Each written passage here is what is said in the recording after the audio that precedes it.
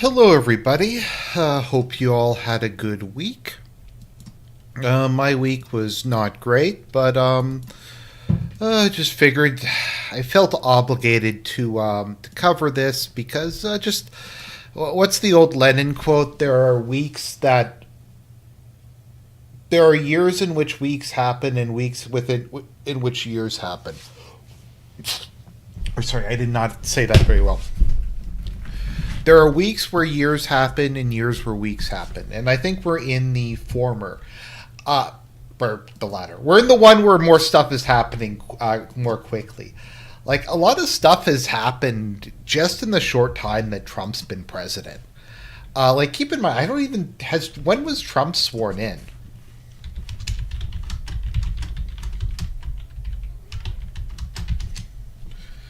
Trump has not even been in power for a full month yet. And we're seeing like a complete revolution. Dramatic changes in the way that America's run, the way global diplomacy's working.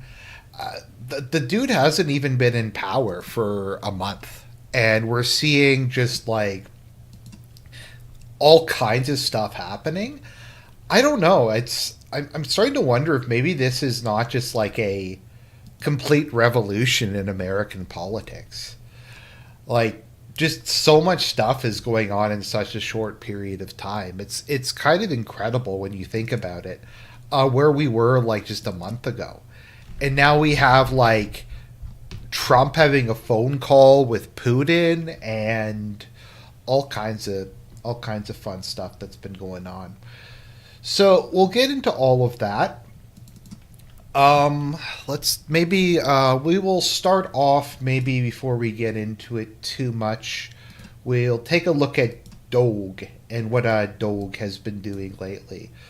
So DOGE is rapidly becoming the Praetorian Guard of the Donaldate. They will be the SS of the Donaldate.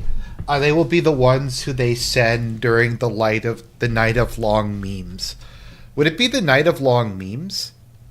I'm not sure what it is. We'll have to come up with a term for that. We've got Trump. We've got Jan 6. We got the Jan 6, which is like the boomer pushed. The boomer hill pushed. That's what we're going to call it. The boomer hill pushed. That's what Jan 6 is going to be, the boomer hill pushed. We have the art of the deal, which we could maybe rename to the art of my deal or the deal of my art. See, Trump is Hitler, 100% confirmed. Hitler was an artist, and Trump wrote a book called The Art of the Deal. They both have art in there, something or other. So that proves that Trump is Hitler. So we're going to start off by going and taking a look at what DOGE is doing these days. Okay, why is it doing this? It looks like it's kind of spurging out. Why is it not letting me log in? Why is X so shitty? I don't know.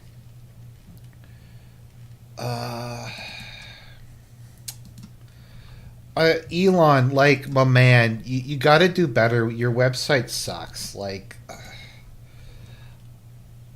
The thing is, he just doesn't really have any competition, which is, I guess, the advantage that Twitter has. But it is, and I maintain it is, as a website, it's really bad. I just do not find it particularly, shall we say, functional in any sense of the word. Because I'm trying to just go there, and it's not letting me... Like, look at this.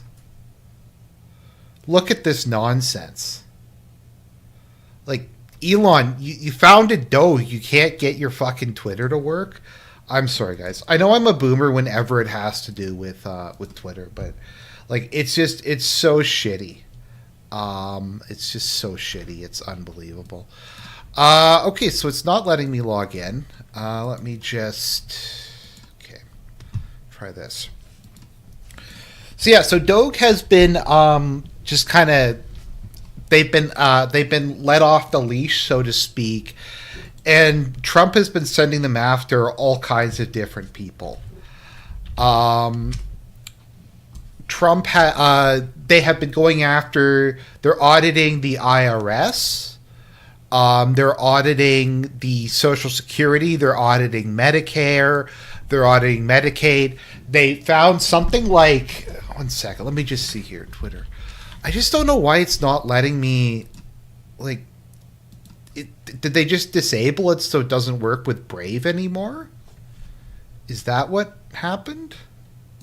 Because I use Brave for my streams so that, like, I don't accidentally post personal info, you know? So let's see here. Let's see. I'll try deleting cookies, maybe.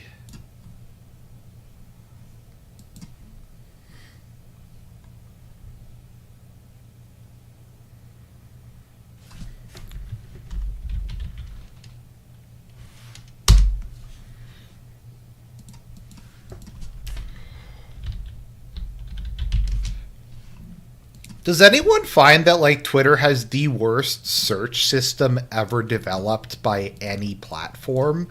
Like, I find when I search, half the time just shit just doesn't work. Like, it just doesn't pop up. It'll just say, like, there's an error or something, even when I don't know. I'm sorry. I'm sorry, guys. Let me just see. Let me just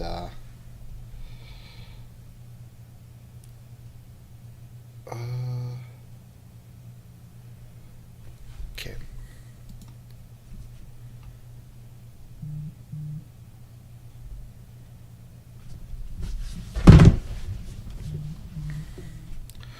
Okay, there we go. All right, we got this.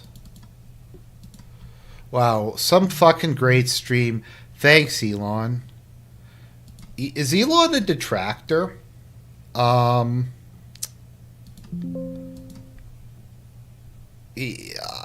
don't know. Is Elon like a detractor of mine? I don't know. Like, Twitter's gotten better from a like the standpoint of a like censorship, freedom of speech standpoint.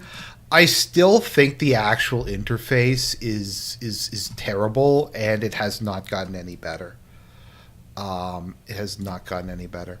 No, the tech bros are like way better than the previous guys. Okay, so Elon is the awesome one. There we go. We got some throwback. Apparently, DSP went on Kino Casino with the UFO guy and got completely and totally felted. But we'll look at these. So let's take a look at Doge. So Doge has been going after a whole bunch of different stuff. Now, something I have seen, and I just want to address, is some people were saying that what Doge is doing is not helpful because the deficit is so big that cutting all this stuff isn't going to make any substantive difference. So, like, cutting $10,000 here, $20,000 here, 30 million here, 20, 30, 50 million there, it's not going to be enough to balance the budget. And so that's kind of a criticism that I've seen some people level against Doge. Like, in this case, they are, like, with Department of Education, okay, they saved $373 million. Now, that does not, people say, well, compared to the federal deficit, that's not that much, but I mean, if you have that kind of attitude, then this problem is never going to be solved. Also, like, it's not even necessarily about the money being spent. It's that all this money is being spent on things that make society worse. Like, all this DEI stuff. Like, the $20,000 for the, like, what was it? The trans award to the Greek, to illegal immigrants in Greece or something like that. Like I've seen people say, "Oh, well, it's not going to make the difference," but I also just think the optics of it are really good because what you're having to see with the Democrats go is by them having to like shit on Doge and attack it and say it's bad and stuff like that. They're having to defend basically government waste, fraud, and abuse. Like they found out, I think it was let's see here, equity assessment of existing program policies. Let's see here, Department of Education grants to four equity assistance centers were done. The Climate Adjustive Alliance. Okay, the DOGE website is live. Let's see here. Yeah, so it looks like the U.S. government was spending billions, if not tens of billions of dollars in DEI. So, I mean, is this going to get the $2 trillion? No, but the attitude needs to change, and the attitude needs to be like we have to make the effort to delete this stuff. Even if it's not going to affect the overall financial bottom line, that doesn't mean we should let people do this, and it doesn't mean that, if only for ideological reasons. I don't know if you guys have been noticing, but a lot of the people it turns out as they're going through this, a lot of the main people on the left and in like the neoconservative establishment, like I think it turns out Bill Kristol was receiving like millions of dollars from US aid. It turns out that all of these people were receiving like tons of money to be like the opposition movement or whatever, and like even some fake conservative media was receiving funding. So I think defunding all of that stuff is good. So here is like the most retarded one they found. $25,000 award entitled Empowering BLT Refugees in Greece with the description to provide material, legal, and psychological support to gay asylum seekers and refugees, inform and raise awareness of society on issues. So, like, some people will say, well, that's $25,000. That's not that's less than 1 second of spend. It doesn't matter. Like, once again, it's that kind of attitude that's got not just the United States, but my government, my province's government, every government in Europe into the situation that they're in.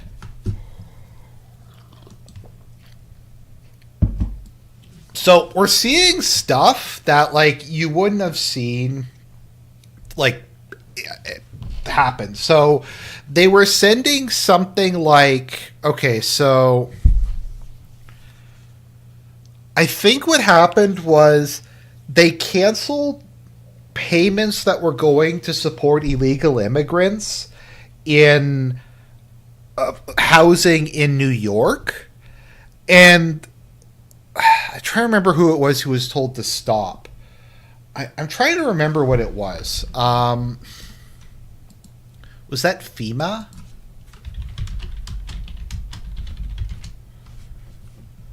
Yeah, okay. Yeah, so... Okay, so here's what... Okay, so head of FEMA was fired. So Trump ordered FEMA to stop giving money to hotels to host illegal immigrants in New York.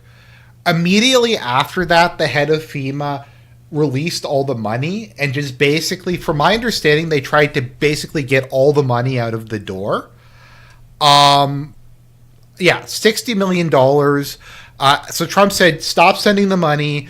They immediately sent $60 million to New York to try to get all the funds out of the doorway before it was over, just while they could. So Kristi Noem, the head of FEMA has been fired, and the payment was clawed back. So New York is now on the thing for the hook for the $60 million. I mean, it's like that's something. Um, Now, there's another thing I want to address. Sorry, we'll get into some more in-depth stuff. So, I wanted to talk about what I thought, and this might win worst take of the year. I don't know if you guys have seen the whole, like, thing about how, yeah, I'll cover the German election. Trump, Chairgate. I don't know if anybody remembers, like Chairgate. This happened a couple of days ago, where Trump pushed Netanyahu's chair when he went to visit the White House, and people were saying like this is a sign that Trump is a slave to Israel, and some other stuff. Okay, firstly, I don't know. I've seen people do this, like particularly in formal settings. If you have a guest, I don't think it's that weird, to be honest. If in like a high level diplomacy, to do that for a guest doesn't seem weird to me. I think Trump's done that in the past. It's especially prevalent when the person in question is old and firm. Keep in mind, Netanyahu has just gone through, I think it's cancer surgery. He is not in a good state health-wise. So I just think it was that. I don't know. Maybe I'm being a Zionist shill, but I didn't really get that. So Trump, Modi, chair. So, yeah, apparently Trump does this all the time, for lots of people.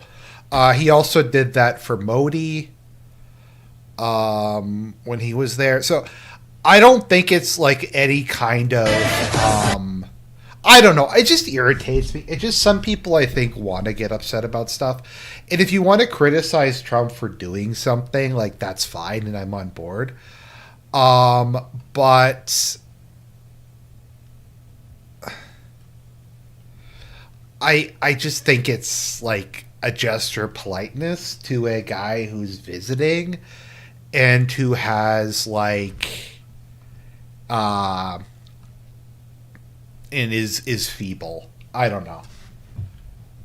I don't like it. It just doesn't seem like a big deal to me. But people made a really big deal out of it, so that's why I bring it up. So Modi came to visit Trump, and it seems like things went really well. So this is kind of cringe, but it's good. So Modi says President Trump talks about MAGA. In India, we are working towards Viskit Bharat, which in American context translates into Make India Great Again. And together, the India USA have a mega partnership for prosperity.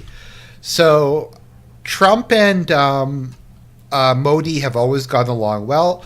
So they apparently had a really good meeting. They're talking about trade, security, AI, technology, lots of stuff like that. So that went good. I think part of what this is Trump is trying to break up the BRICS a bit, or at least try to get it so that they're not like this unified alliance against America. Biden, I think, had pretty bad relations with India. Keep in mind that Modi passed a law kicking out a lot of the NGOs that USAID and the NED were funding. So, yeah, so it seems like they had a good meeting. So that's, I think, positive. We missed Modi a lot. I don't know, like, to me, that's diplomacy. That's like, now you might not like India, you might not like Indians, particularly ones in your country, but India is a big country, and I'm glad that Trump is talking to them. So that was a win. Trump had a meeting with all the premiers in Canada. Now, I haven't looked into it that much, but I think that went okay. This is a very interesting.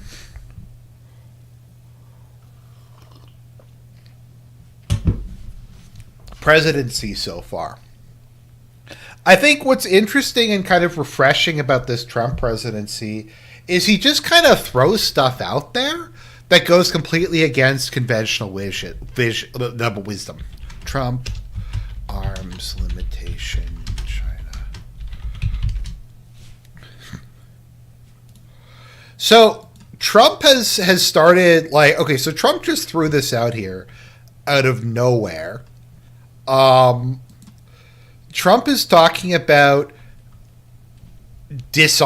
mutual disarmament, and nuclear weapons. You say, you know what? Why don't the biggest countries in the world, we cut our defense spending, and we reduce nuclear weapons? Like, it just kind of came out of nowhere, but you know what? I'll give him credit. The dude at least has some new ideas. He's saying things that I haven't seen for like a long time. I appreciate that. Even if none of this is actually going to happen, at least they're like talking about stuff. I do generally support nuclear disarmament. At least any kind of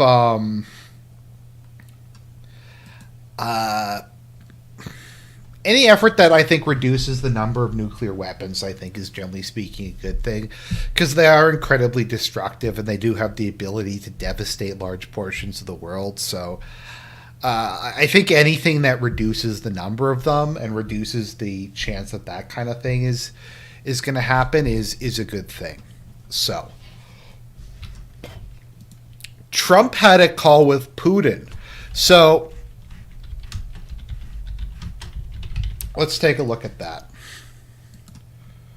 So, once again, do I think that Trump and Putin are going to solve the Russo-Ukraine war? Is there going to be like a permanent treaty? Is there going to be a peace? Is there going to be something like that? I don't know. But it's, at least they're talking. Now, an interesting thing that's come out of this, and this is shrewd on Trump's point, is he suggested to Putin that an area they might be able to work together on is Iran and nuclear weapons. So Russia and Iran are friends and allies. Russia does not want Iran to get nuclear weapons because Russia doesn't want nuclear proliferation, because it's the same position to not want more countries to have them. America and Russia both agree on that. So Trump is saying, well, maybe we could cut some kind of deal with the Russians and the Iranians. Like the Russians will provide try to regularize relations with Iran a bit, and Russia can kind of mediate between us, and we can try to kind of figure out some sort of deal the three of us can cut that lets Iran, I don't know, feel safe or get something out of it or buy weapons from Russia or something without having to get nuclear weapons. Now, keep in mind, the official position of Iran is that nuclear weapons are against Islam at the moment.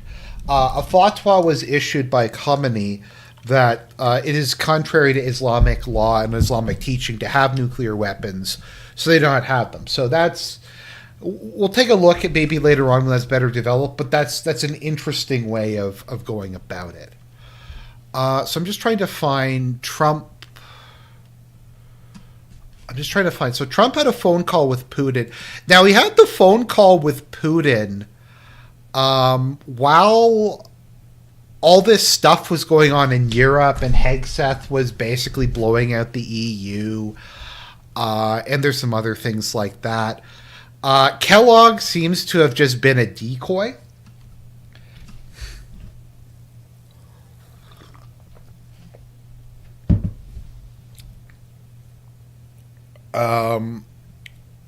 Kellogg seems to have been some kind of a decoy, because he didn't really do anything as peace envoy, but I'm just trying to find it. So Trump and Putin had a 90-minute call.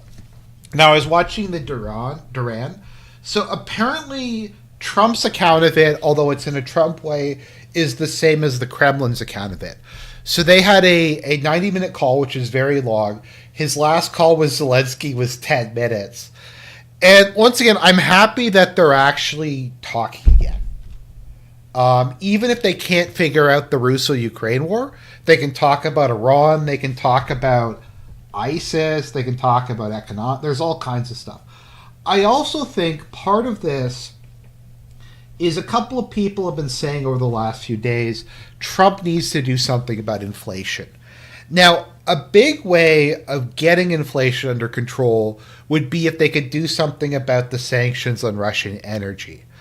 Because if Russia is able to more freely trade its energy on the international market, that will bring down oil prices, which will bring down costs for American consumers.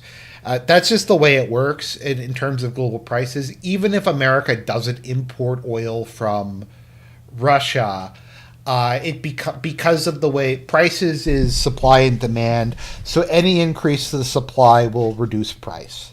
It'll disincentivize people from exporting oil from America to certain other places.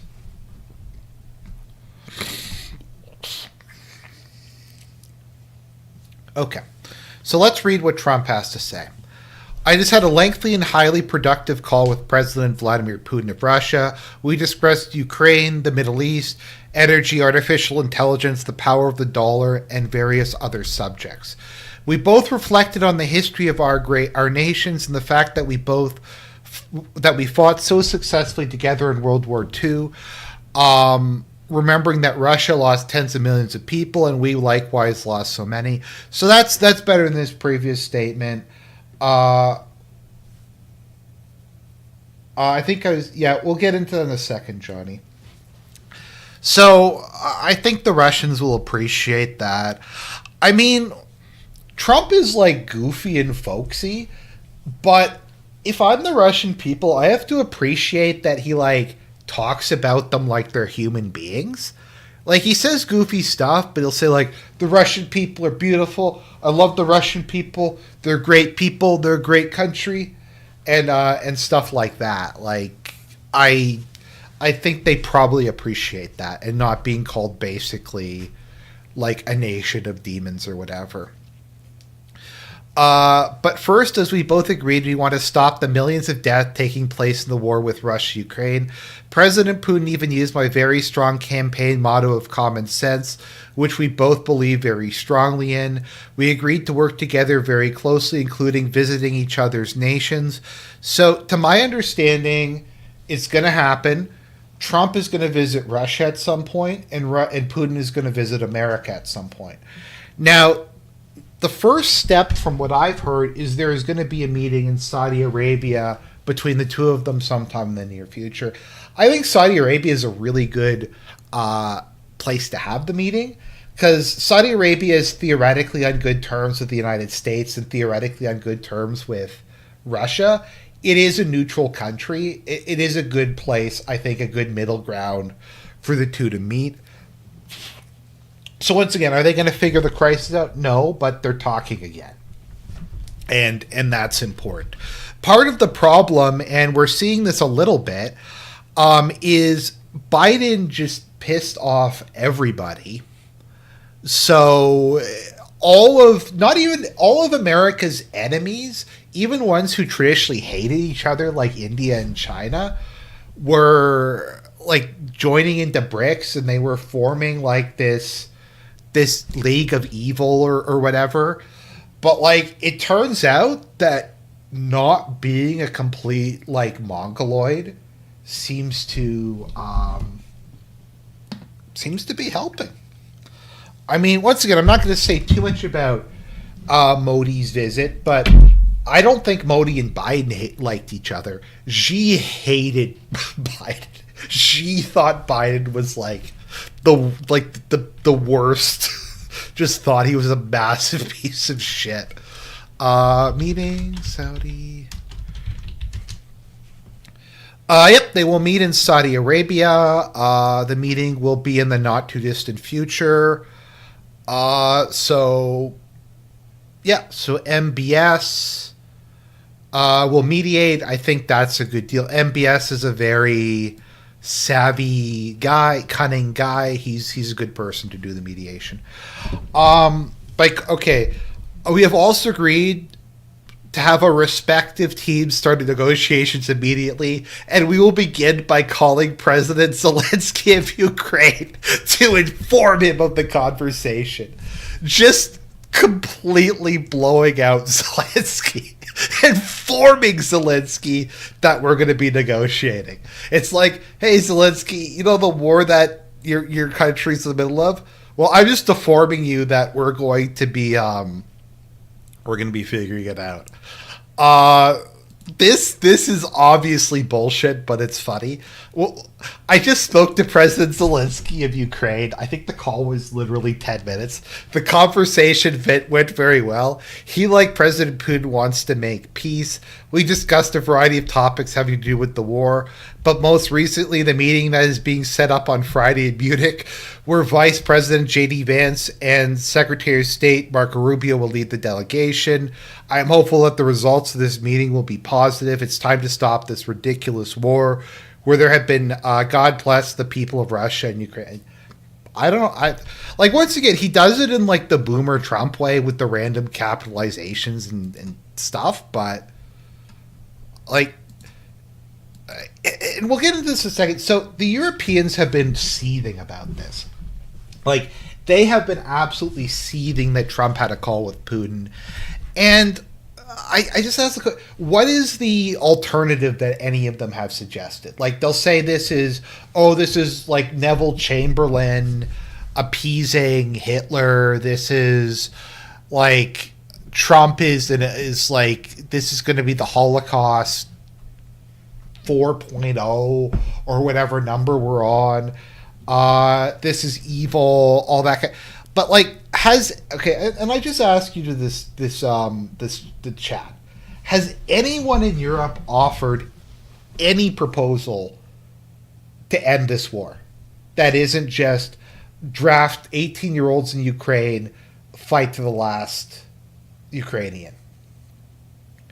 Like, has there been a single one that isn't just keep doing what we're doing, more sanctions that don't work, give Ukraine weapons that don't exist, Ukraine has to conscript more people and throw them into the meat grinder?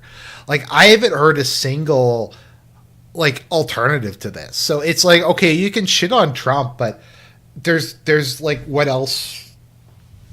He's at least doing something or trying to do something.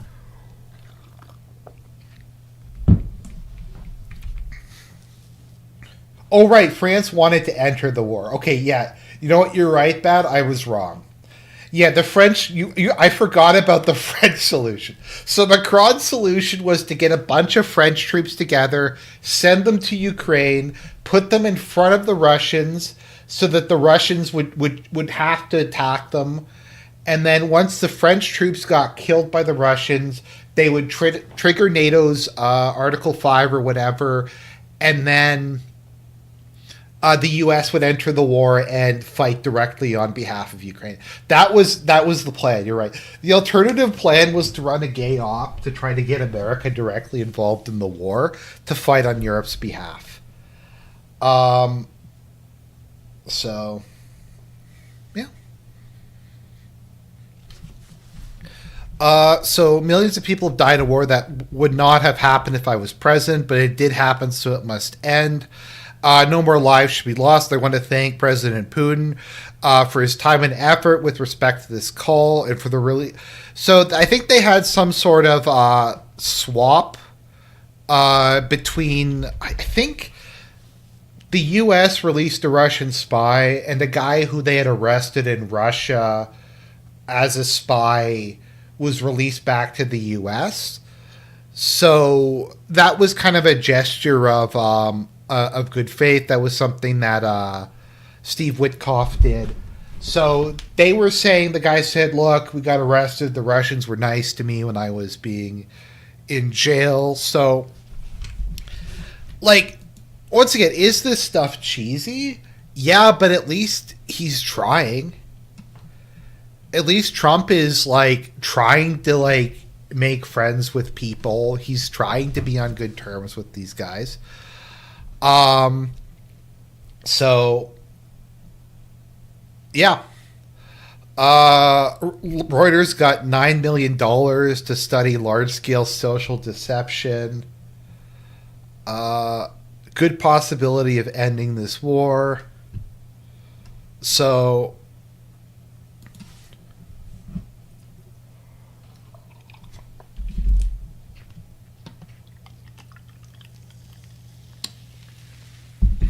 okay. So, RFK has been approved. RFK is now in charge of Health and Human Services based. It's going to be awesome. RFK, as I said, the state of health in America is so bad. You might as well give it to RFK. You might as well let RFK do it because it can't be any worse than it currently is. We're delighted to swear in our next director of national intelligence, Tulsi Gabbard. There's nobody like her for this job. Thank you from the. So Tulsi Gabbard is now director of national intelligence. Also great.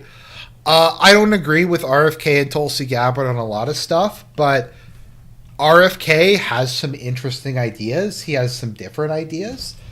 I'd at least like to give the man a chance to perform, and Tulsi Gabbard is despised by the deep state. So I think that's good. Servius said, "I don't think I want to visit other countries." I disagree with that. I've been to a number of other countries, and I've always enjoyed it a lot. Mainly going to Europe. Although I'm actually going to DC in about a month. I had some unused vacation time, so I decided to go to Washington DC. So I'm gonna see Congress, which I've seen before, but I'll see Congress. I'll see the archives, the memorials, and stuff like that. So.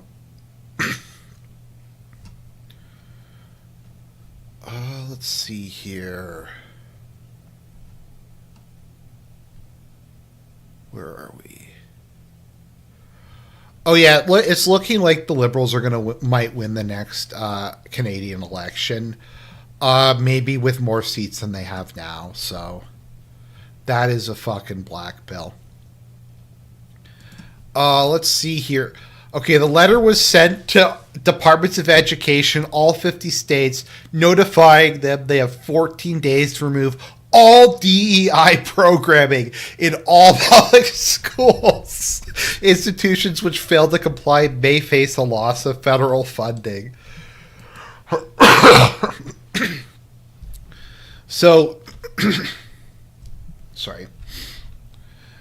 Okay, so Acting Secretary of Education of Civil Rights has sent it, and it's been demanded that woke is canceled. That woke has been canceled in every school in America. So that's awesome. That's amazing. So anyways, we've had a couple big wins. Let me see if I can find... Oh, okay. So we had J.D. Vance. What does DEI mean? DEI stands for diversity, equity, and inclusion. It refers to any kind of affirmative action like social justice, racial justice, critical race theory, gender ideology, thing like that.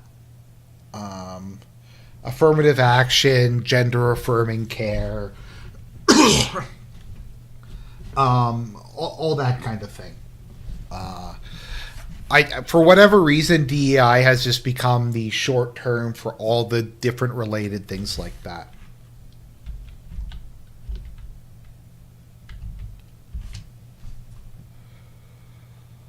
So JD Vance completely blew off Schultz. So JD Vance was in Germany, and Chancellor Schultz wanted to meet with him, and JD Vance said no. I'm not going to talk to Schultz because Schultz is a loser. He's an F slur, and he's not going to be in power in 8 days, so it's not worth my time.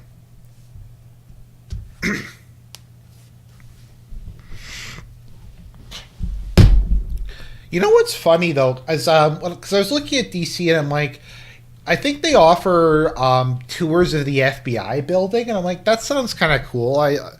They only allow tours of the FBI building for American citizens. They don't allow Canadians to go there.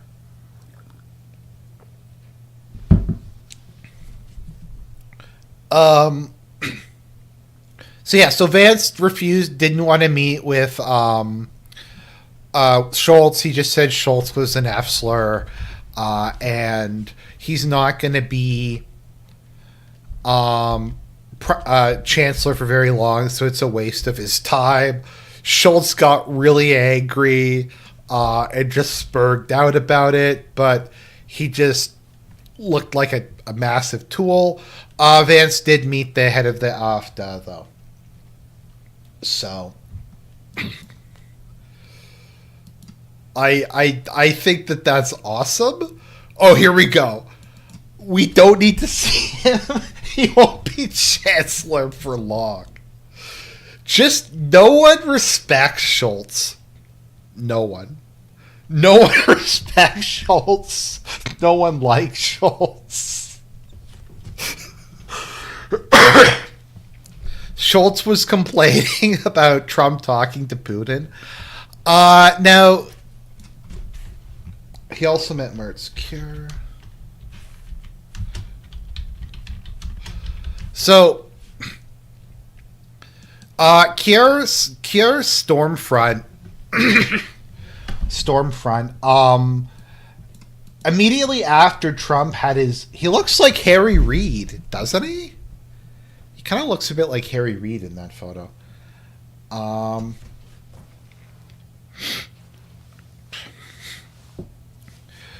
So Trump, because he had that conversation with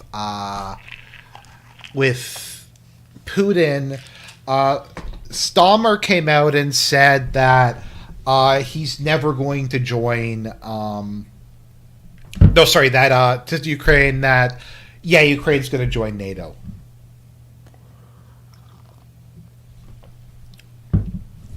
Also, okay. Maybe this is just me. Isn't NATO all capitals because it's an acronym? I don't know. That's kind of weird. Maybe I just don't. Maybe I just don't get it. That just seems weird. Sorry, that was extremely poorly stated, and I apologize. Okay, so because Trump had the conversation with Putin, and Pete Hegseth, which we'll get to in a minute, said, Ukraine's never going to join NATO. It's just the reality of the situation. Here, Stormfront called Zelensky and said, no, you're totally going to join NATO, guys. It's going to happen.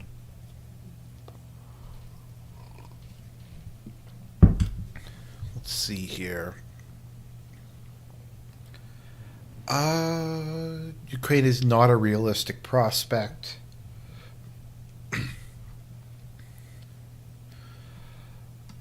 In a readout call, Keir Starmer's comments are in stark contrast to those of the Trump administration, which had said this week that NATO membership for Ukraine is not a realistic prospect. In a readout of the call, a Downing Street spokeswoman said, what is a woman? That's what I want to know. The Prime Minister began by reiterating the UK's concrete support for Ukraine for as long as it's needed. He was unequivocal that there could be no talks about Ukraine without Ukraine. But, Ukraine can't talk to Russia because Zelensky passed the decree making it impossible to talk to Russia, so there can't be a negotiation. Ukraine needed strong security guarantees, further lethaling a sovereign future, and it could count on the UK to step up, he added. How? I mean, the UK signed the 100-year, 40 chess treaty with Ukraine a couple weeks back, which was bizarre, but that was, their plan, I guess. Anyways, none of it really makes a lot of sense, but part of that included military operations in the Sea of Azov. And for those of you who aren't aware, the Sea of Azov is entirely within Russian territory at the moment. It's 100% controlled by Russia. So I don't even know what they're talking about, but anyways. The Prime Minister reiterated the UK's commitment to Ukraine being on an irreversible path to NATO, as agreed by allies at the Washington summit last year. The leaders agreed it was an important moment to demonstrate international unity and support for Ukraine, and agreed to stay in close contact, the statement added. Hegseth.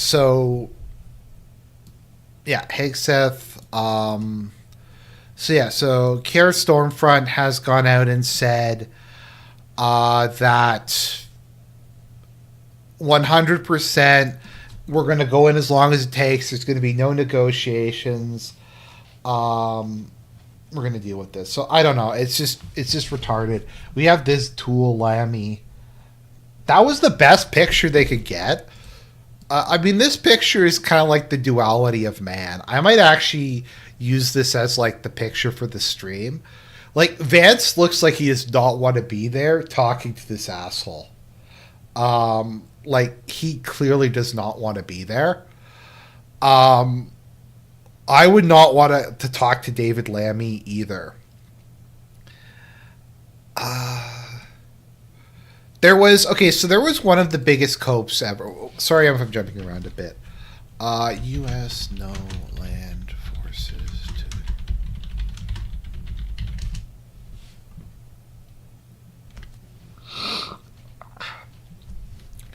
Okay, I don't know where it is, but they said that there would be no U.S. ground forces in Ukraine, and someone interpreted that as the U.S. is going to send an air force to Ukraine. David Lammy, what a man. Zelensky said that hundreds of millions of dollars were missing. I don't know if anybody remembers that.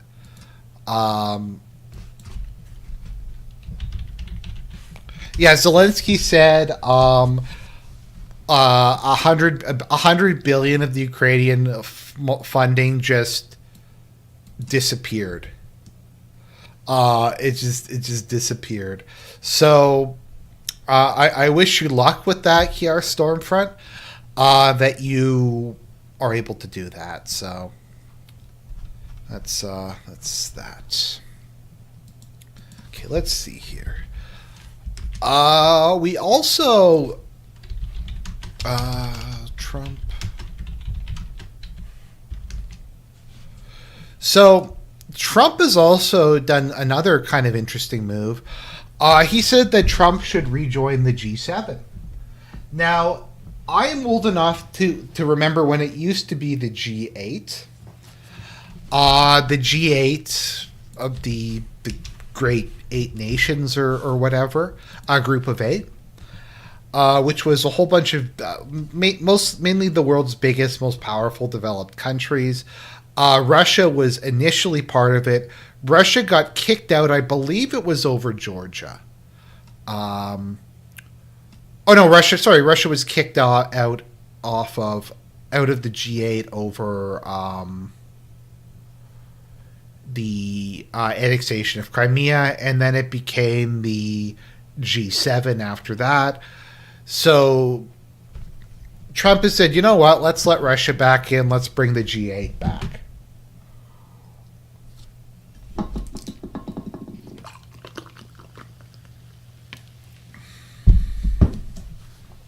If people wonder, I'm drinking Coke Zero. So once again, I think this is kind of an attempt to break up BRICS, or at least maybe kind of throw a couple sticks in the spokes of the BRICS wheel. Now, is it going to work? Probably not. But just because it's probably not going to work doesn't mean it's a dumb thing to do.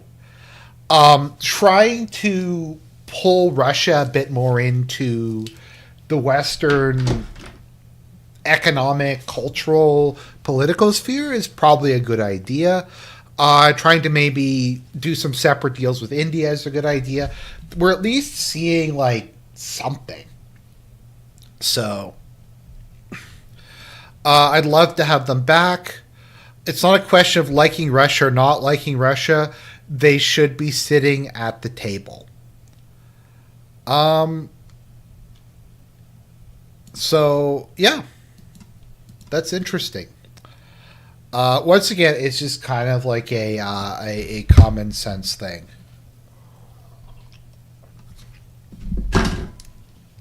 I don't think Russia is going to agree to it, but once again, we throw some stuff out there. No, Russia's not going to rejoin the G7. I think it's a good gesture, though. Once again, it's Trump can say this, and it sounds like he's offering a big or a concession to Russia, and I'm sure like the Russian people will appreciate it. However, it's just no one like it's Russia's not going to rejoin, but that's something. Let's see here.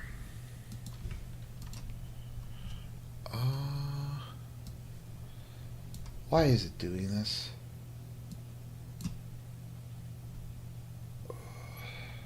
Okay. Let's see here. Pete.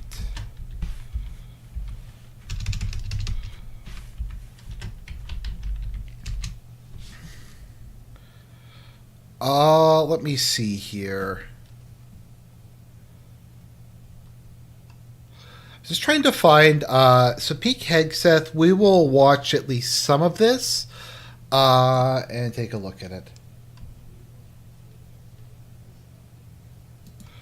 By the way, so I think it should be pretty obvious.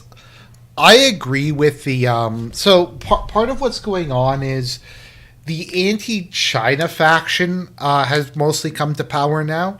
The Democrats were dominated by the anti-Russia faction. The Hawk, the faction of the Hawks that are anti-China are now the ones who are in power, which I tend to actually be supportive of. Okay, let me know if the audio balance is okay.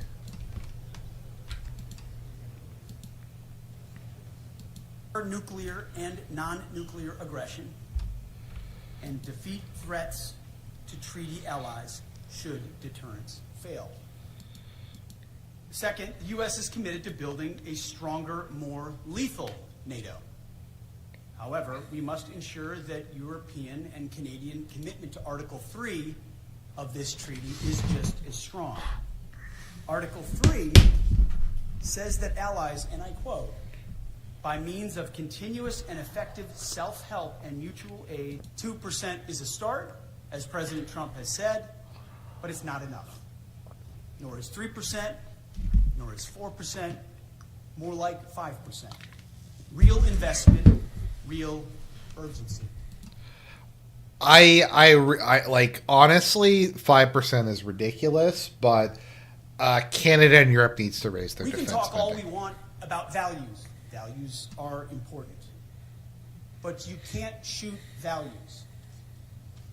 You can't shoot flags, and you can't shoot strong speeches. There is no replacement for hard power. As much as we may not want to like the world we live in some cases, there's nothing like hard power. It should be obvious that increasing allied European defense spending is critical as the President of the United States. Just, guys, let me know if the audio balance is okay, like if you can hear Pete. Just, there's some stuff that he said in this that there's a lot of things. States has said.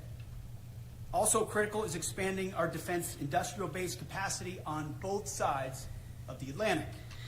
Our dollars, our euros, our pounds must become real capabilities. The U.S. is fully committed under President Trump's leadership to pursue these objectives in the face of today's threats.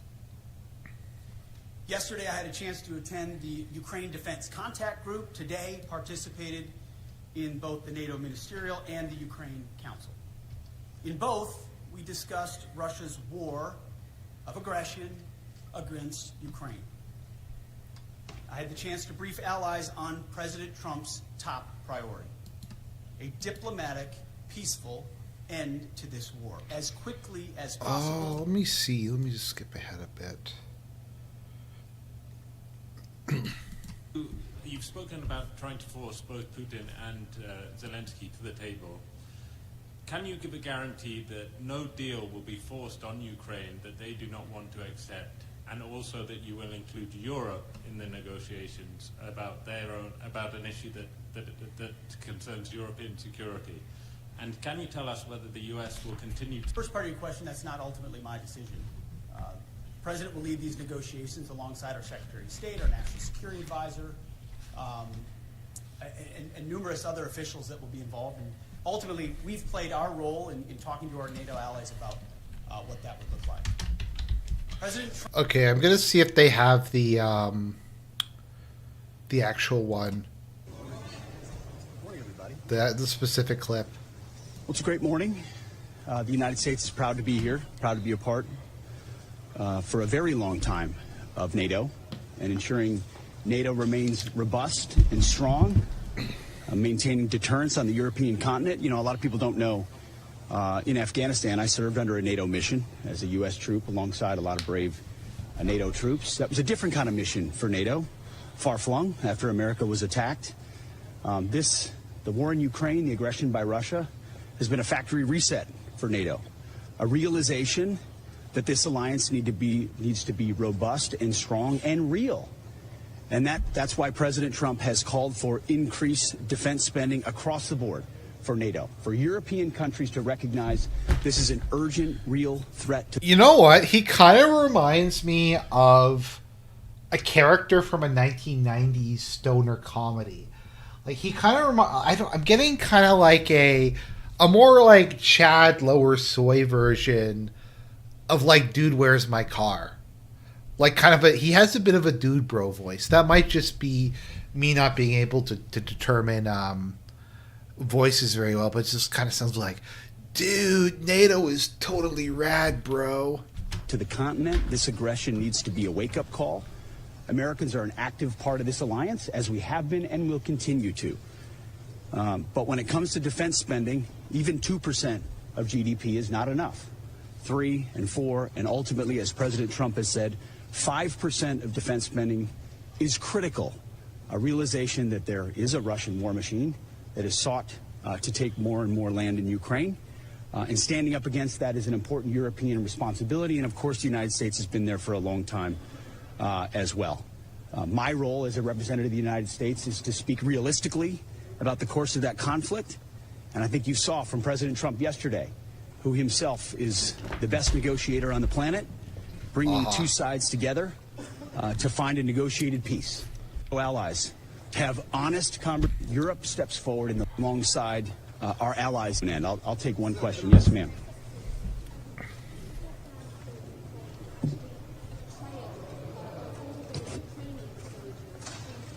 Okay. Well, I can't find it, but basically,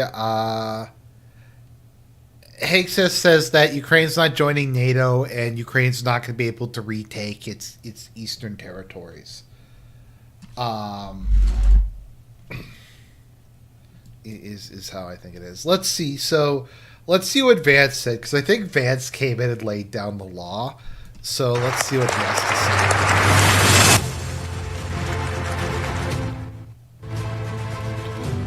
Oh no. Okay, no, that's a different one. Live to the stage, the main stage there at the Munich Security Conference. Senator, I saw Foreign Secretary David Lammy joke that both of us last year had different jobs than we have now. But now it's time for all of our countries, for all of us who have been fortunate enough to be given political power by our respective peoples, to use it wisely to improve their lives And I want to say that, I was fortunate in my time here to spend some time outside the walls of this conference over the last 24 hours. And I've been so impressed by the hospitality of the fundamentally believe that we are on the same team. We must do laws to supposedly protect free expression. Oh, okay. Doesn't sound that interesting. Let me see if I can find it. Orban said some really edgy shit about the whole thing.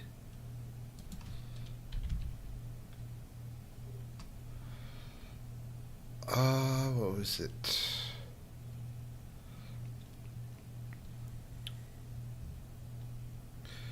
Basically, he just said that Europe, it doesn't deserve to be at the peace table because they've done nothing to try to resolve the conflict in Ukraine. So,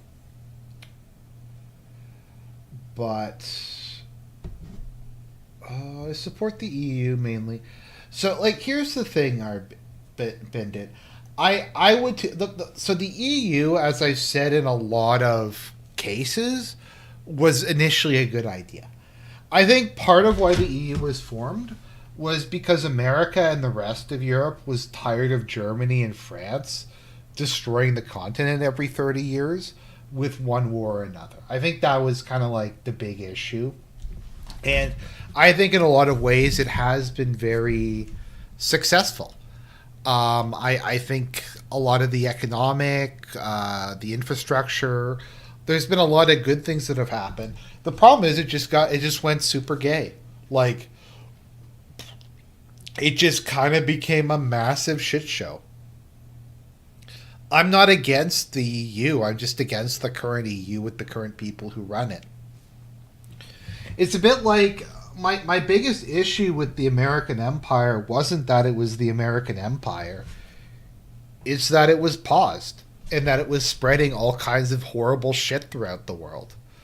I mean, like, I have a lot of like sympathies on like a lot of other things like sovereignty and whatever, but my biggest issue was not necessarily American influence. It was the fact that it was doing evil shit that was making the world worse.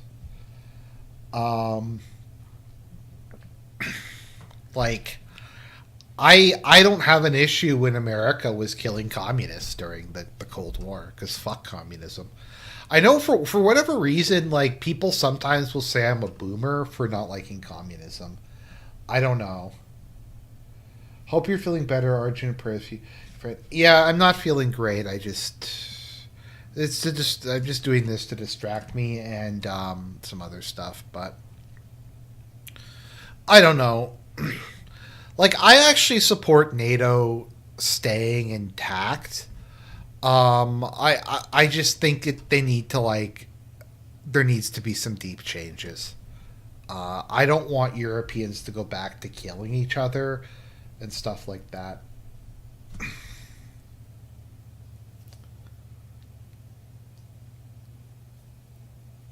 Yeah, base coffee. Just because I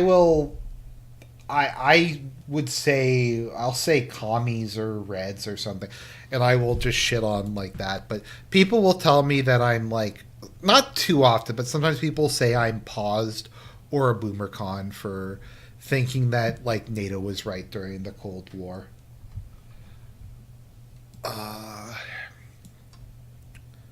So Schultz is going to be gone. Okay. Elon Musk is around. So the other... so we'll take a look at this.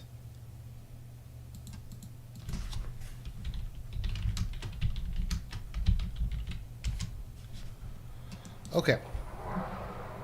So Axios is a left-wing news website that is very closely connected to the interior of the Democratic Party. Like, it was directly, the Biden administration would often feed stuff directly to Axios as a way of floating things or getting a message out there without actually announcing it. They are very closely connected to the leadership of the Democratic Party.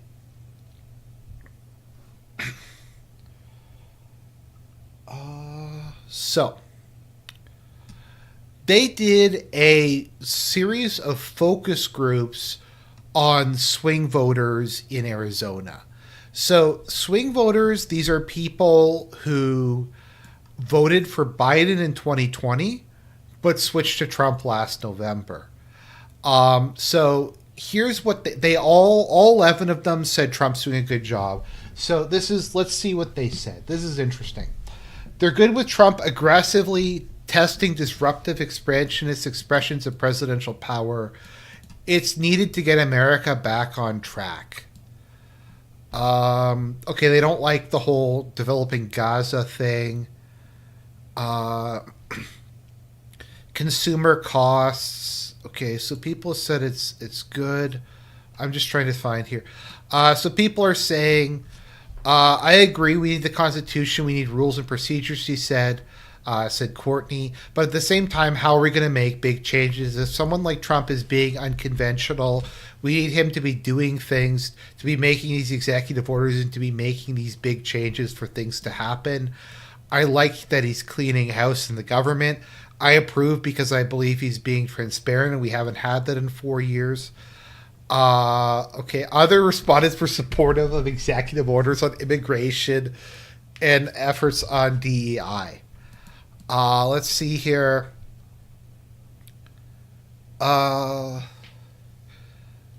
He said he was going to do this, and this, and that is what he is starting to get done.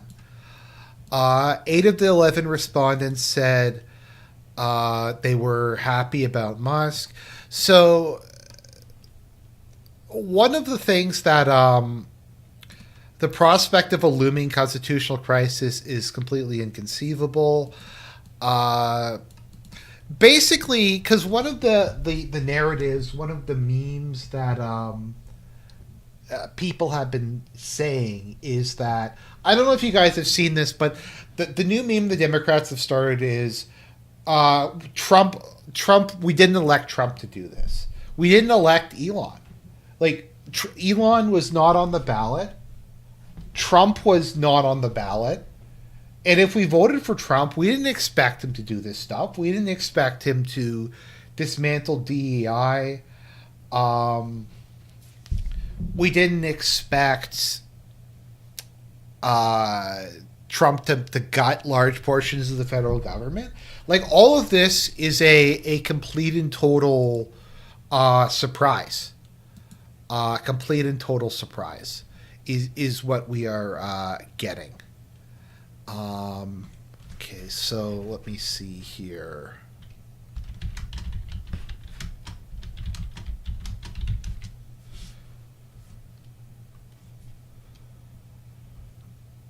I'm trying to find it.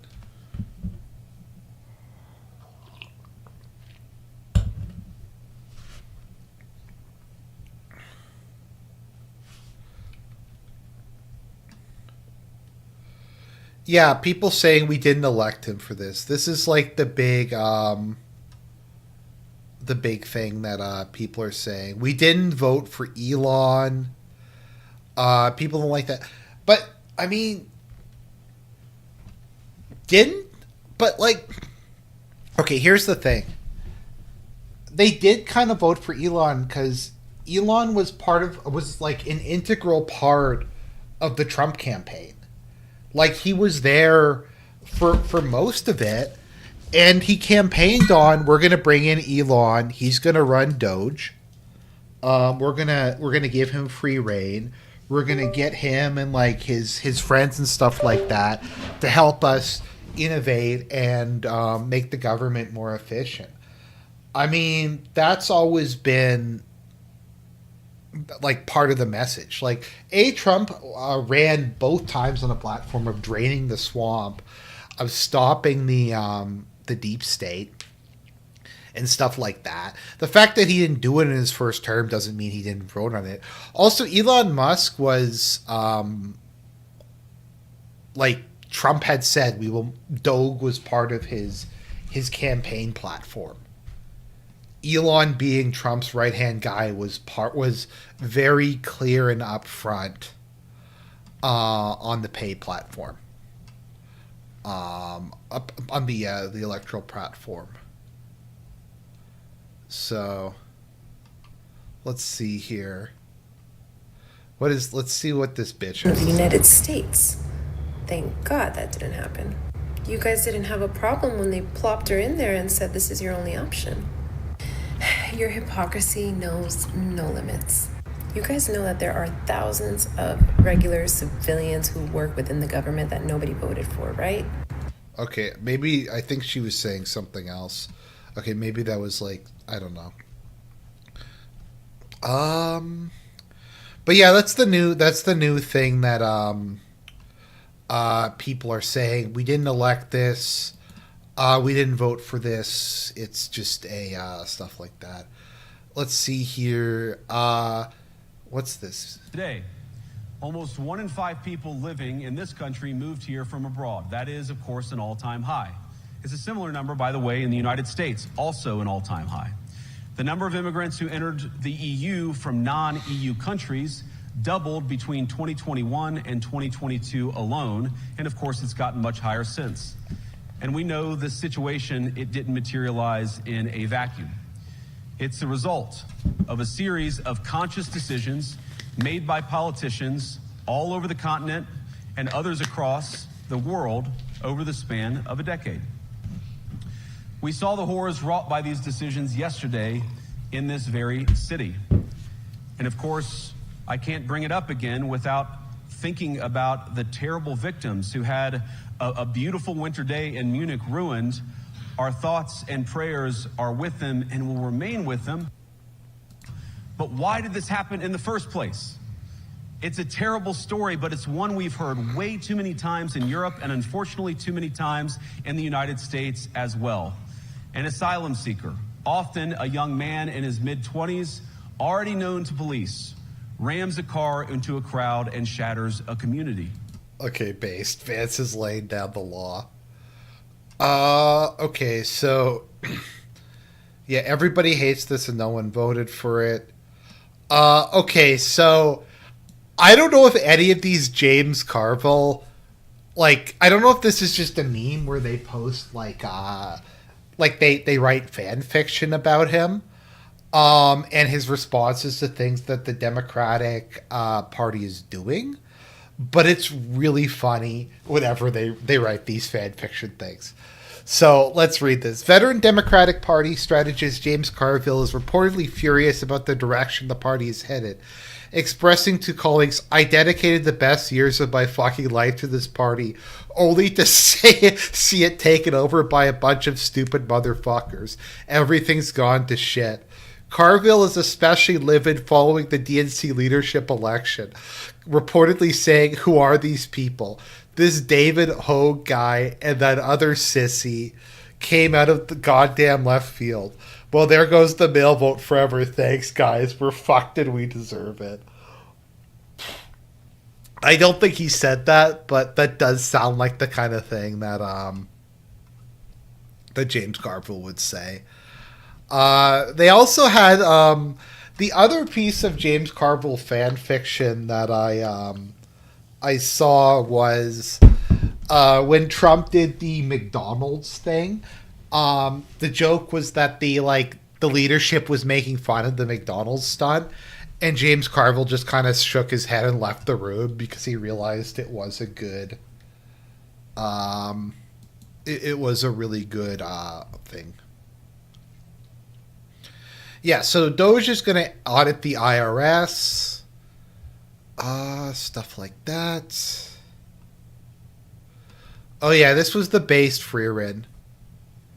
The more you desire coexistence, the more people die by your hands. So based.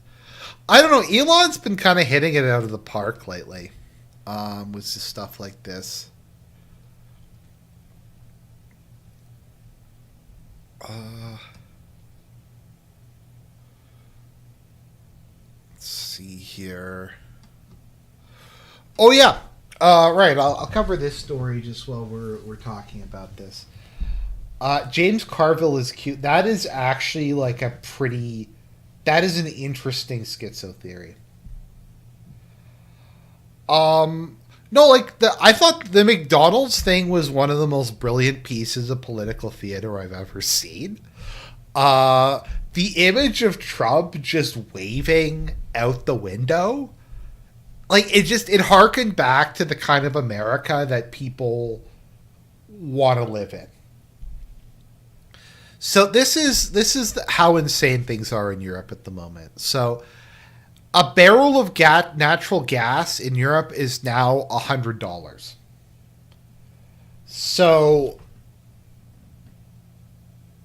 it is now cheaper in Europe to burn oil for fuel than it is to burn natural gas.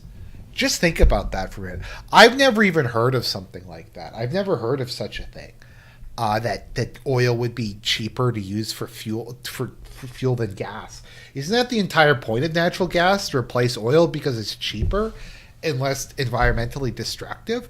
But because they cut off the fucking the natural gas pipeline, natural gas is now like $100 a barrel. The EU is rapidly depleting all of its stores. I think it's like down to 50% capacity of all this stuff. Let me find this, because this whole thing was just nuts. My dad was actually really pissed off about it. I sent him that, and he just basically said, fuck Trudeau, we could be selling Europe natural gas now. Europe gas.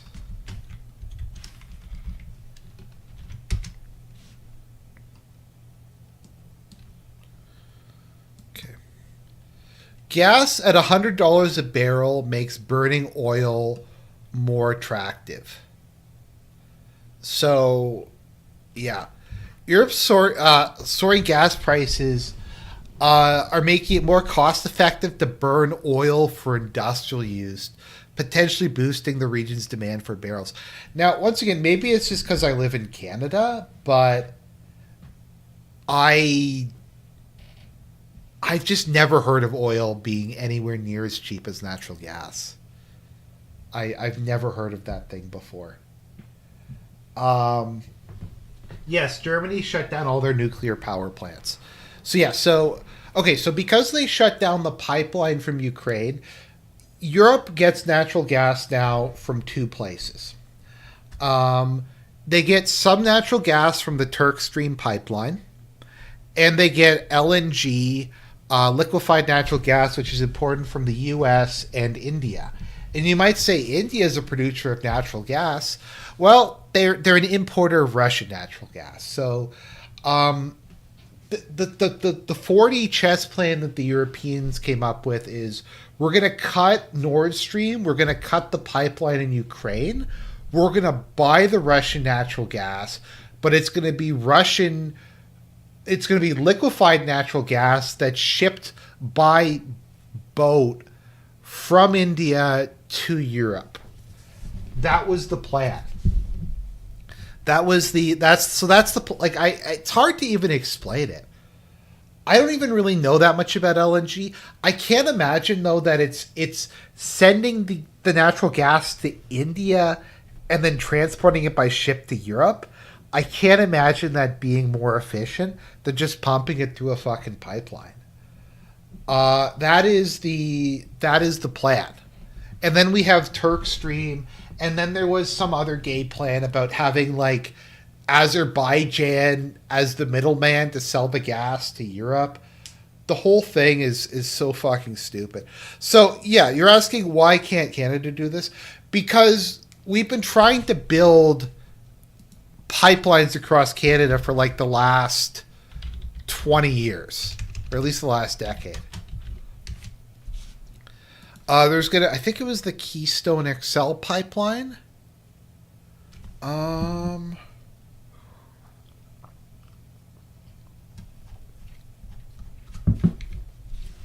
There was going to be like a really big pipeline. Like, was it Trans-Canada? I'm trying to find it. I think it was Keystone XL. But they keep trying to build pipelines from Western Canada to Eastern Canada. Let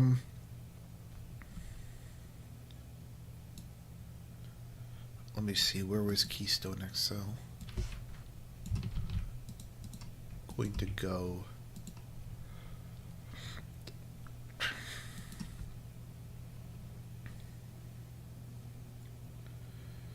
I don't think. Let me see if it's energy. Sorry, it's been a while since I've looked at this. Was it Energy East?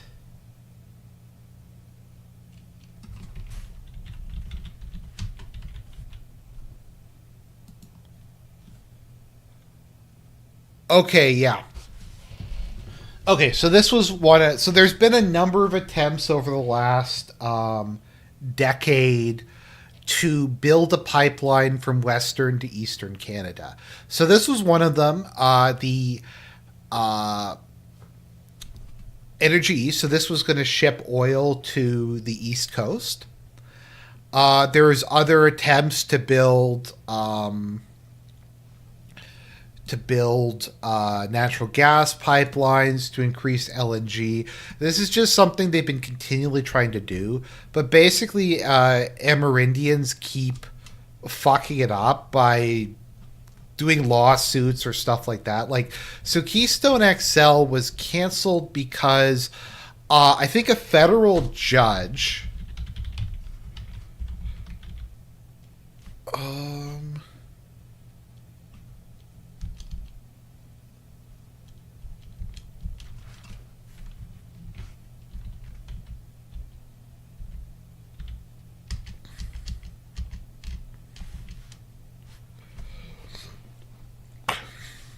felt they weren't adequately consulted.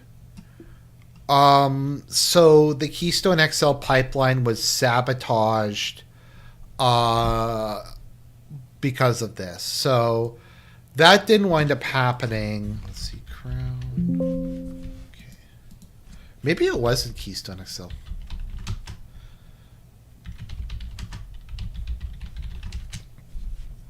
Oh, the Trans Mountain Pipeline. That was it. Okay, that was the... I think that was it.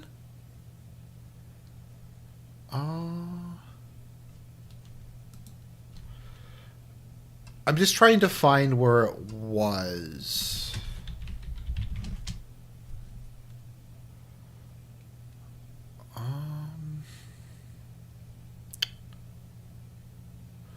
Okay, yes, that was the Trans Mountain Pipeline. Sorry, there's been a bunch. So basically, there's been a number of attempts to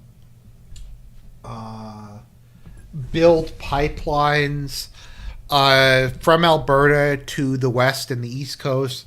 Amerindians and environmentalists have prevented that from happening. The idea is it's better to put oil in trains and trucks and drive it across the country rather than having a pipeline system, because that's somehow safer. Somehow driving it around in a train is safer than, I don't know, just piping it. So let's see here.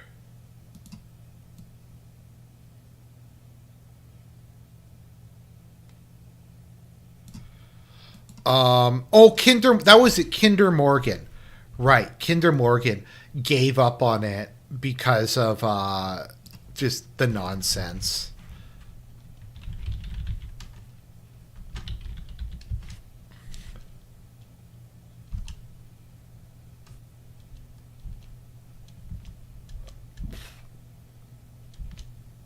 Yeah. Anyways. Sorry, that was completely off track, but my father was pissed because he felt if we hadn't built these pipelines, we could be taking advantage as a country of Europe's energy crisis, and we could be selling them oil and gas, and Canada could be raking in the dough. But because Justo is retarded, no. Arjun, you never answered my question as to why the Liberals are now leading in the polls in Canada. I mean, you think I understand how this country works? This country's retarded. I mean, like, keep it, Justo won, like, I guess, how long has Justo been in power? It's got to be about 10 years at the moment. Keep in mind, like, the Canadian public keeps re-electing Justo. Like, it's... If Canadians didn't want Justin Trudeau as their prime minister, he wouldn't be prime minister. He's been prime minister for a decade now. If people didn't want him, then he would not be leader. But by and large, they do support him. He has a shitty approval rating, but it's a bit like with Biden or Obama or any of these guys, wherein they'll say they don't like them, but then they'll vote for them en masse. So,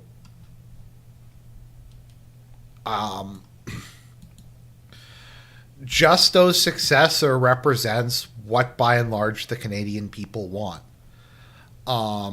So, and what they want is more of what Justo did.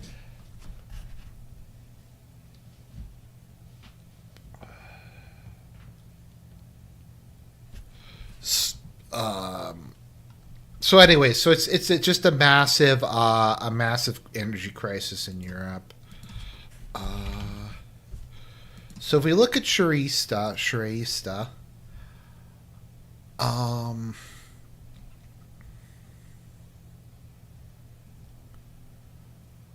so it's all over the place with regards to the polls.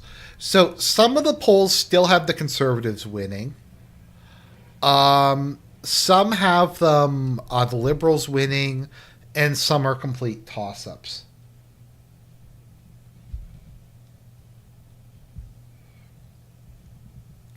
So the other thing is that Pierre Poilievre is a cringe lord who's not going to actually resolve any of the problems. So I will vote for Pierre Poilievre for two reasons. One, because he'll get rid of some of the hate crimes legislation. And two, because he'll bring back mandatory minimums for crimes, both of which I care a lot about. But yeah, it's looking like the Liberals might squeak by with another minority government. The issue, though, is I don't know what coalition is going to form then. If the election happens as the polls are looking like it's going to happen, then the Bloc Québécois will hold the balance of power. So I don't know who they would support, if they would have a supply and confidence agreement or they would just stay completely neutral. And then it would be really weird to see who would actually form government at that point in time. So at the moment, we have basically an agreement between the Liberals and the NDP that prevent them from being defeated in confidence motions. So I don't know. It's interesting. But like I said, it's all over the place. So this Mark Carney guy is apparently like hot shit. People don't like Ruby Dalla. But yeah, Carney. Let's see, who's Mark Carney?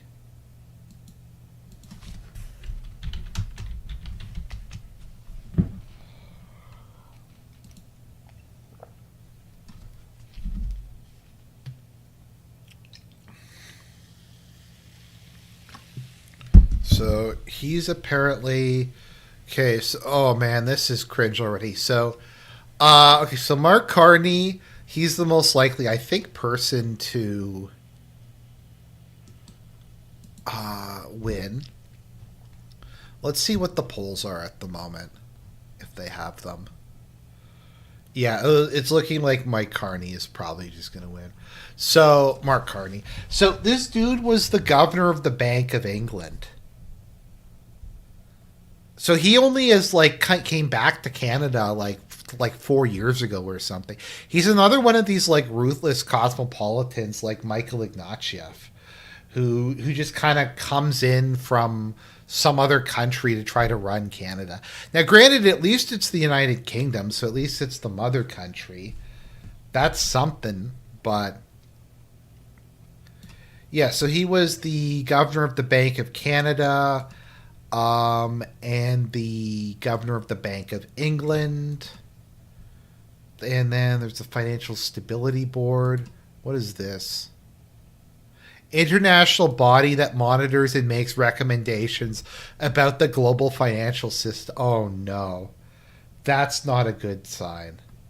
That is not a good sign at all. He has, okay, of course, 3 citizenships. Canada, UK, and Ireland. That is appropriate for it. Let's see here. Okay, climate change 2026. Political career. Wealth inequality. Let's see. He was against Brexit.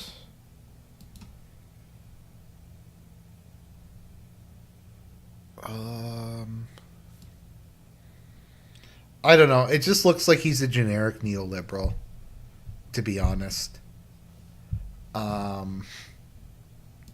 So his wife is his wife is a British economist specializing in developing nations. She is active in various environmental and social justice causes. I mean, I guess they have 4 children, so that's something.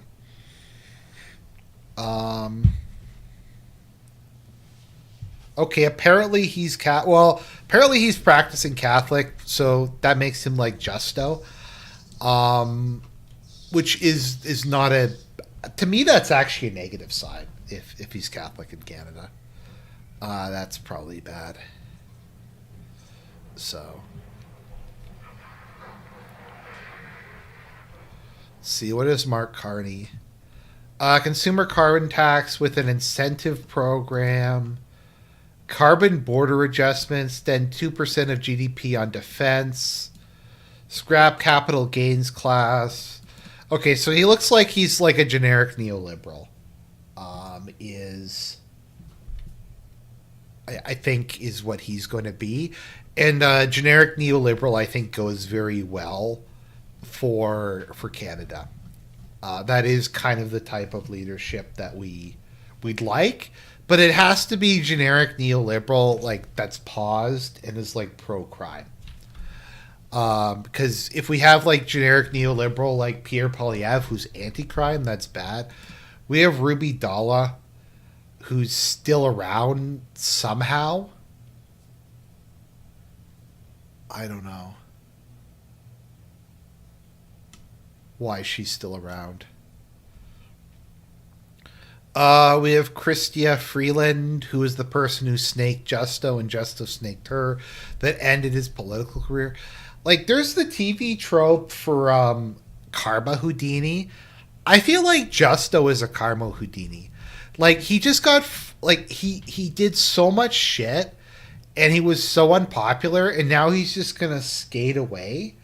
And not have to face an election disaster, which I just find very distasteful, and that's because the NDP basically prevented there from being an election. So, yeah, he was able to do that and get away with it.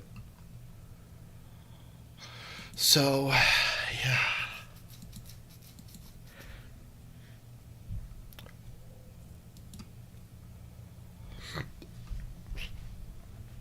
I think my writing is like safe NDP, so I'll see. If I'm not in a swing riding, I will probably just vote for the PPC. Tim Hortons is fucking like disgusting these days. I'm gonna rant for a minute. So near my work, there's a Tim Hortons. Every single fucking employee there is Indian, and none of them speak English. And it irritates me when I go to like McDonald's or Tim's and I want to get a fucking coffee, and they can't get my coffee right. And it's just the coffee is literally I want a coffee with 2 milks. And they fuck it up because they can't understand English. And it's just like, I don't think it's not like a difficult order. It's not like a macchiato, espresso, frappe with mint shavings and something or other. It's just a fucking and they can't do it. But there will be like, I counted once. There was 11 employees at the Tim Hortons near my work, and there was nobody in line. And I had to wait, I think 5 minutes or so for someone to come over and take my order. And you just saw this, like, all these fucking Indians in the back running around. And I was just like, look, I just want to get my fucking coffee. What are you guys all doing? And I think that's largely the fault. That's also the fault of just food delivery, which is another thing that Indians do. But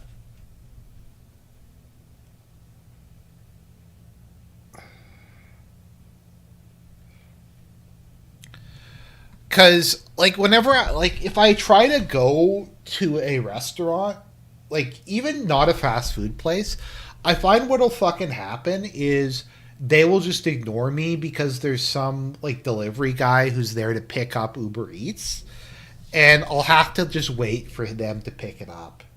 It's really annoying. How often that happens. So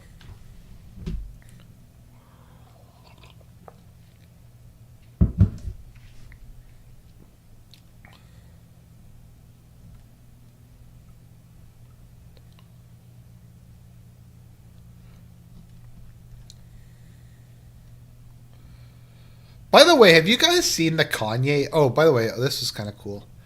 So, this is what this is a gift that Prime Minister Ishiba gave to Trump because meme magic is real. He gave Trump a gold samurai helmet, which I think looks really cool. That looks like something that would be in a fucking Souls game. Like, look at that. Trump needs to wear it. Trump needs to declare himself shogun. Or Trump can be like the cloistered emperor and can be the cloistered emperor and Baron can be shogun. Maybe. I don't know.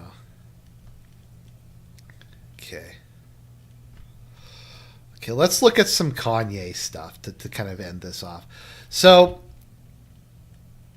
Kanye West has been off his meds. If people want, I'll do a video about bipolar, because I've been wanting to do it. I just haven't gotten to it because my bipolar's been really bad lately. But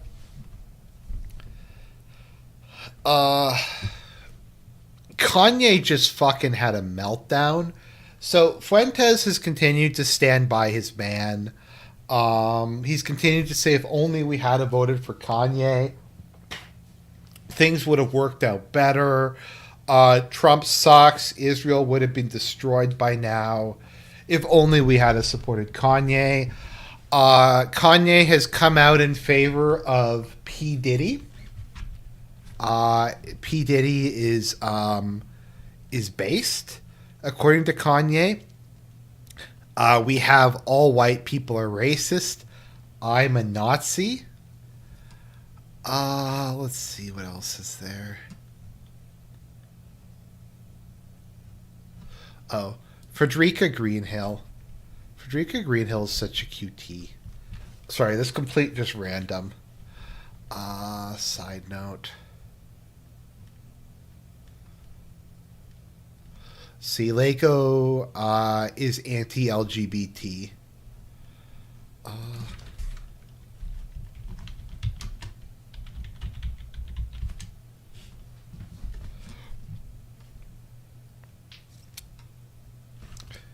Did you get banned again?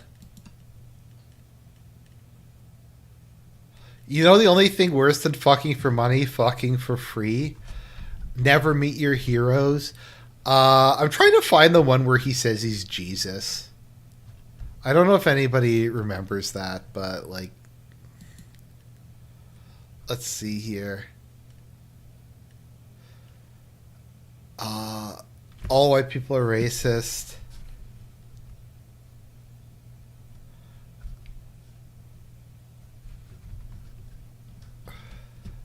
Just try to find it.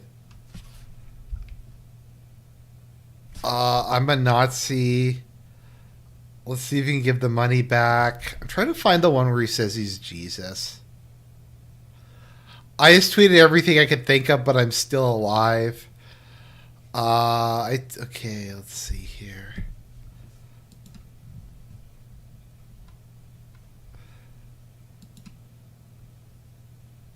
All rappers, the top 5 baddest bitches of all time. My wife. Hitler was so fresh. Call me Adolf Hitler and your bitch still wants to fuck. I'm in the shower and thought of like 6 tweets. Let me see if I can remember. I'm going to normalize talking about Hitler. Let's see. There's a fucking other insane shit he said.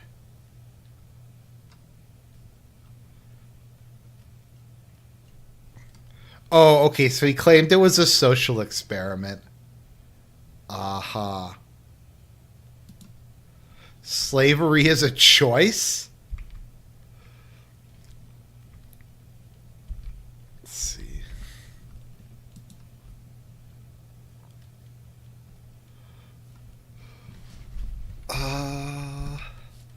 Just trying to find the one where he says he was Jesus.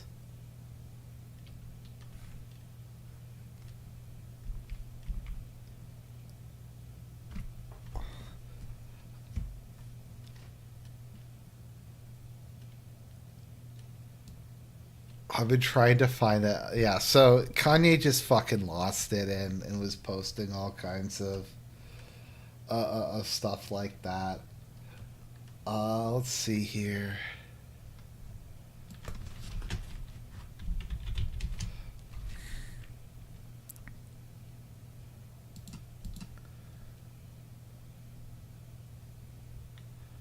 I'm just trying to find the one where he says he's God.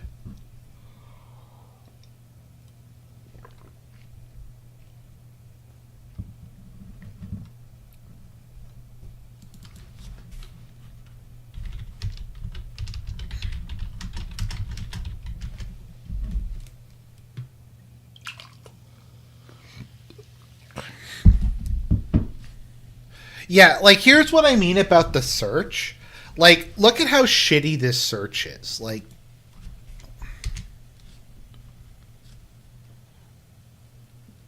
why did that not give any search results, but then removing tweets gave us search results? I don't know. It's just dumb. Wait, was that Kanye with Mike Myers?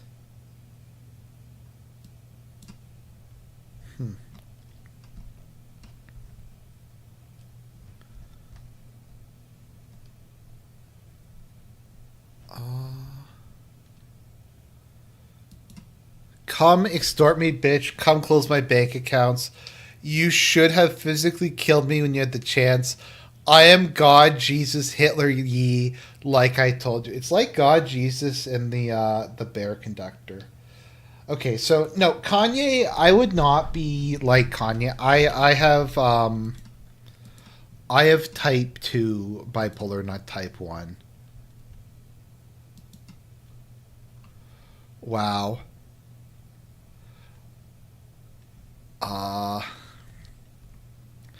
Dabbing on classical theist.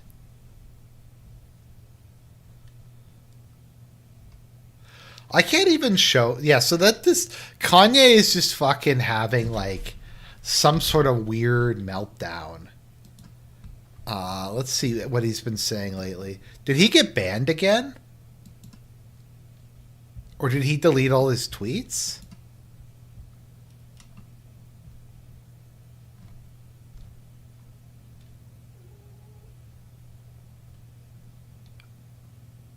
The original title for Yeezus was N-Bomb Cock.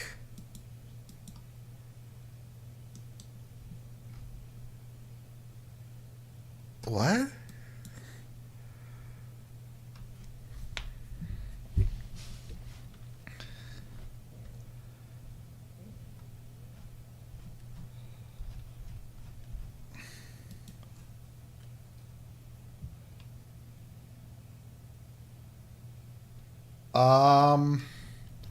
But yeah, sorry to complain, but like, look at this. Is like, I can't tell. Are these just not loading? Is there more tweets that just aren't loading? Like, what the fuck's going on? I want to like Twitter, but the interface is so shitty and it's just so dysfunctional. Rain, come here. Rain, if you want attention, you can come here. I'll let you sit on my lap. Like, oh, there's a good kitty. Yeah, but no, like, this is very much what it's like. So I don't have full mania, I have hypomania, but this is the level of like I haven't gotten this bad when I'm not on my medication, but I've gotten fairly bad, and I can tell that this is like a very extreme form of behavior. So, but no, Kanye is just bipolar, and he clearly doesn't take his medication. Someone needs to make Kanye take his meds, or maybe that's just his like thing, is that he just goes off and does this insane shit.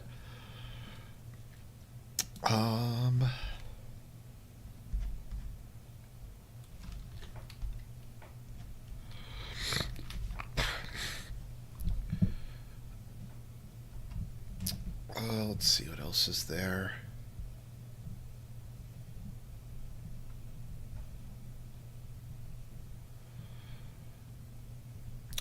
By the way, what else was there? I'm just thinking if there's any other interesting stuff.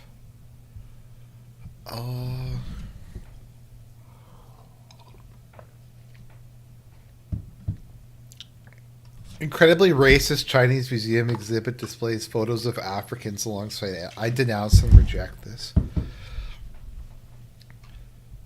Let's see.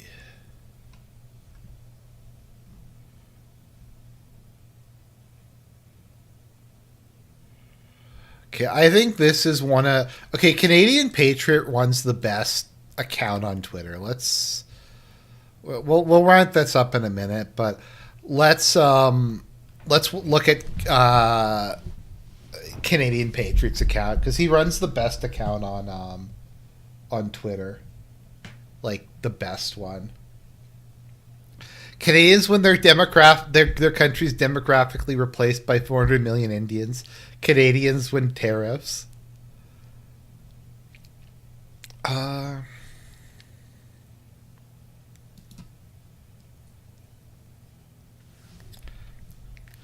Grand Master of the Knights Jew Seder? Orthodox Jewish Miami Vice? Who is this? Anthony Koch. Okay, so Anthony Koch saying based Jews, Quebec, my Orthodox Jewish Quebecois who calls himself like the Jewish Miami Vice, who is the Grand Master of the Jew Seder Night. What the fuck am I looking at? Like what is this?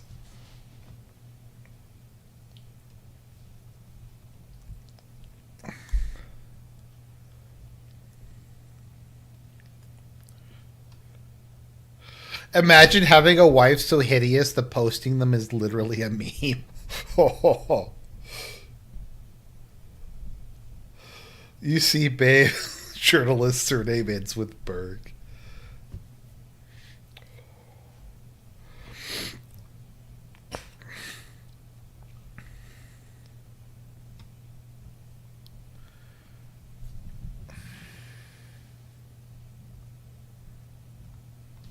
You take my breath away. Oh, that's a good one.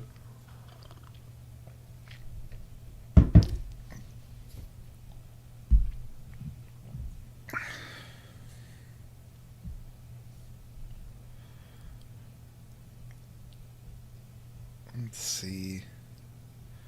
Oh, okay. Here we go, guys. All right. Let's do a black pill. Let's do a massive black pill.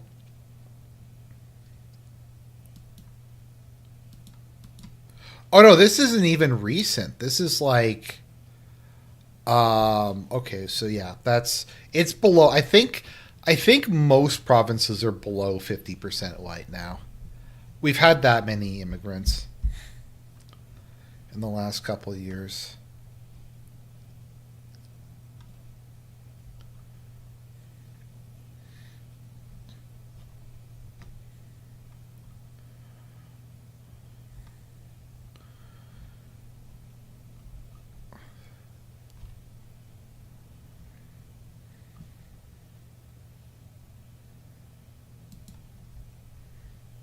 I do love this. This one is so funny.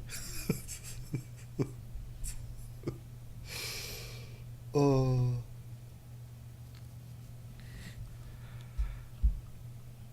I like this one. I love though. That's a funny Sopranos one. What else is there?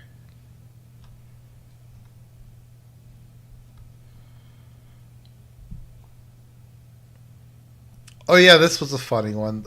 The front is moving in the wrong direction. I'm just seeing if there's anything else that I haven't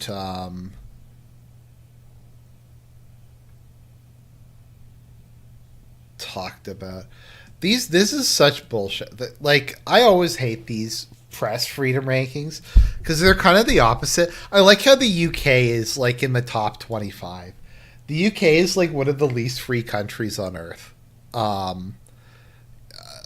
Like, to my understanding, there are more people arrested and in jail in the UK for social media posts than there are in Russia. Like, the UK arrests way more political prisoners than Russia does.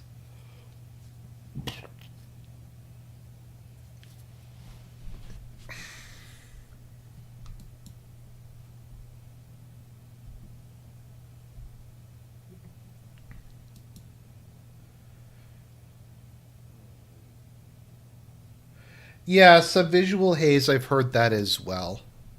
Just seeing if there's anything else.